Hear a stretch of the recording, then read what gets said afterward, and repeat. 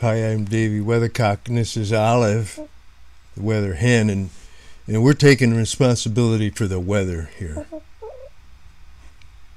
Well, of course, I'm just kidding. The guy was just a little literal-minded, but yeah.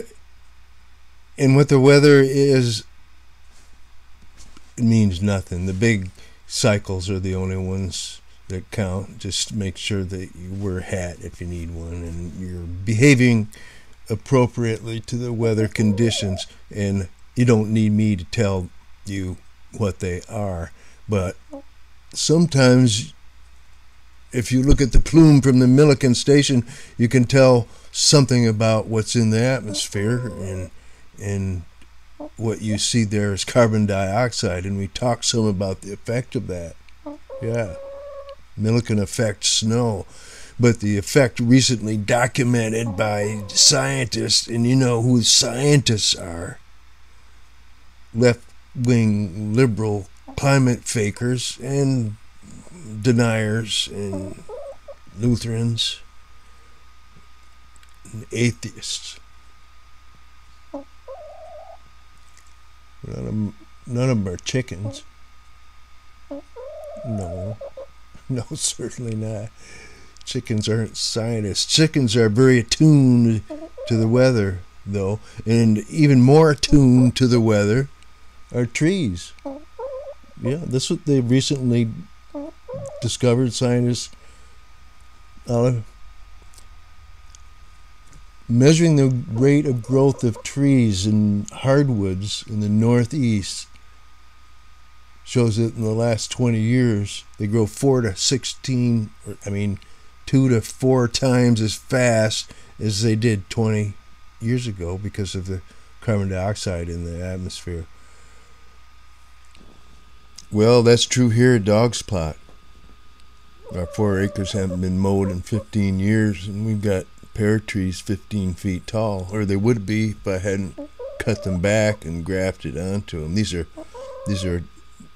trees that escaped General Sullivan. Actually, he cut their ancestors down, and then they sprouted from the stumps, didn't they? Yeah. They sprouted from the stumps and seeded themselves all up and down these slopes. They did very well, but let's go back in the orchard and let me show you what's happened here. Here's trees which would be maybe 8 to 20 feet tall, but I've cut them off at 4 to 6 feet and grafted on top of them. You see this huge growth. There's one tree that the graft didn't take, so we'll have to come back. But look at that. There's 6 to 8 feet there in 1 year. That was all in 1 year. So we'll go out there and we'll go back out there today, and we'll do some pruning. We got to cut away a lot of growth that we don't want to encourage. But first we'll mix up. We'll do some cooking for chickens. Yeah. Yeah, for the body of it, we'll cut up a little bread. But I first like to play a little with Olive. She likes to throw the stuff. Isn't that fun, Olive? Throw it. Make it go. Yeah. Breadly winks. Okay, Olive. Alright, this is the basic stuff we got lying around. Here's sumac. I'm always using that in depth of winter because I got a lot of it, and it soaks stuff up. It does, and the birds will eat it when they're hard up. Now, I'm priming the pump for eggs here, giving them back an egg, and that's really going to pay a premium. Put a little chili in it. Now, you'd be surprised how much they like that stuff.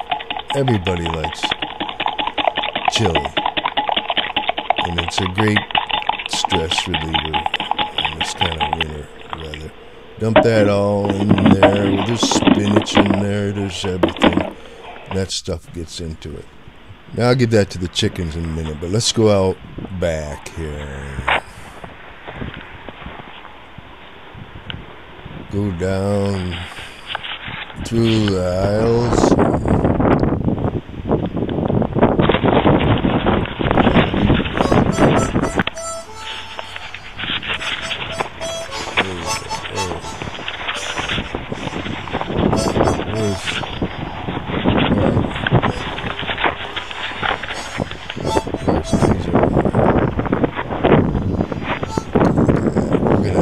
We'll come back here and cut some of those for science. There's the tree that needed to be pruned all the way back.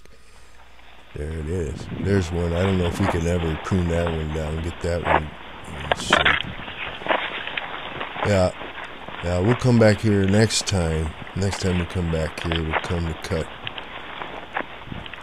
twigs off that extra growth, thin it, use some of those to graft down to some new trees. Keep this thing going. Take advantage of this global warming. Go with the flow. I'm telling you, get into this global warming. Stop it if you can, but if I was you, I'd invest in it. You know? I mean, it's not like you have to encourage it. Make the best of it. You know? I'm saying? Yeah. It's gonna be hot, wet, cold, dry. Get with it.